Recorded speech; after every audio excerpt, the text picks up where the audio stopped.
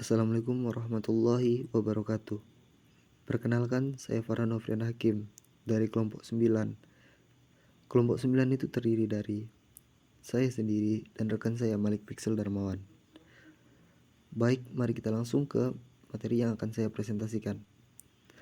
Materi yang akan saya presentasikan itu berjudul Ridho dan Tawakal. Yang pertama itu ridho.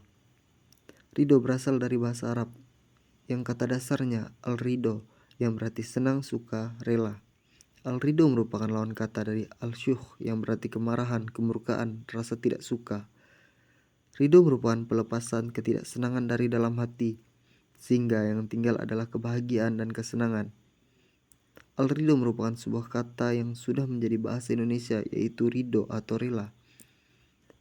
Secara terminologi, ridho berarti kerelaan yang tinggi terhadap apapun yang diberikan oleh al-haq, baik sesuatu yang menyenangkan atau tidak, sebagai sebuah anugerah yang istimewa pada dirinya.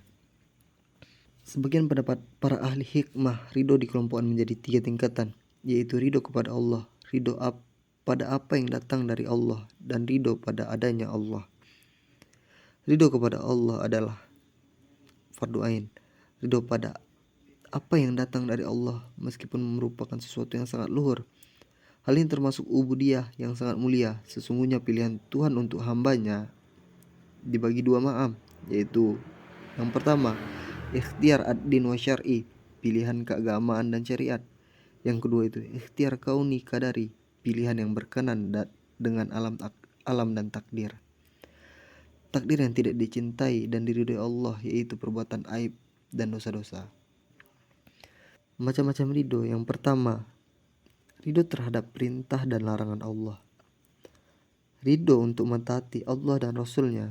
Pada hakikatnya seseorang yang telah mengucapkan 2 kalimat syahadat dapat diartikan sebagai pernyataan ridho terhadap semua nilai dan syariah Islam sesuai dengan firman Allah dalam Quran Surah Al-Baqarah ayat 8.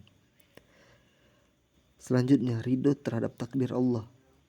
Ridho adalah kelapangan jika dalam menerima takdir Allah Subhanahu wa taala dan menjadikan ridho sendiri sebagai penawarnya. Sebab di dalam hatinya selalu tertanam sangkaan baik atau husnuzon terhadap Sang Kholik. Bagi orang yang ridho ujian Allah adalah pembangkit semangat untuk semakin dekat kepada Allah dan semakin mengasyikkan dirinya untuk bermusyahadah kepada Allah. Selanjutnya itu ridho terhadap perintah orang tua. Ridho terhadap perintah orang tua merupakan salah satu bentuk ketaatan kita terhadap Allah Subhanahu wa taala. Karena keridhaan Allah tergantung pada keridhaan orang tua. Ini sesuai perintah Allah dalam Quran surah Luqman ayat 14. Yang terakhir, yang keempat, ridho terhadap peraturan dan undang-undang negara. Mentaati peraturan yang berlaku merupakan bagian dari ajaran Islam dan merupakan salah satu bentuk ketaatan kepada Allah Subhanahu wa taala. Karena dengan demikian akan menjamin keteraturan dan ketertiban sesuai dengan firman Allah dalam Quran surah An-Nisa ayat 59.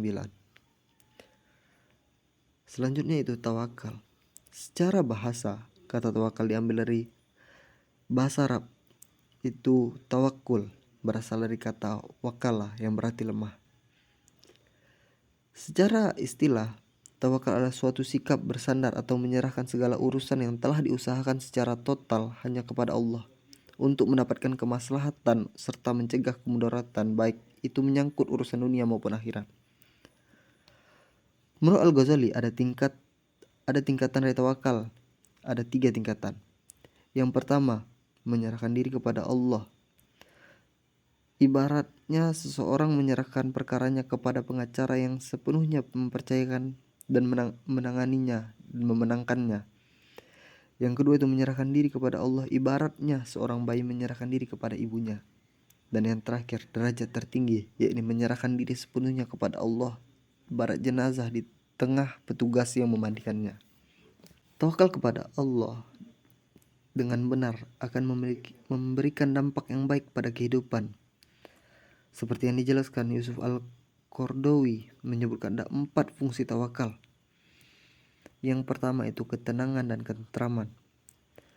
Al-Jauziyah mengatakan bahwa seseorang yang bertawakal maka akan terbebas dari rasa sedih, duka, cita, rasa pedih, sesal, serta menyerahkan segala kebutuhan dan kemaslahatannya kepada zat yang dan tidak merasa keberatan menanggung semua itu.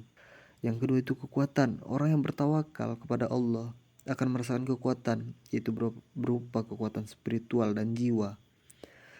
Semua kekuatan material, kekuatan senjata, kekuatan uang, dan individu menjadi kecil di hadapannya.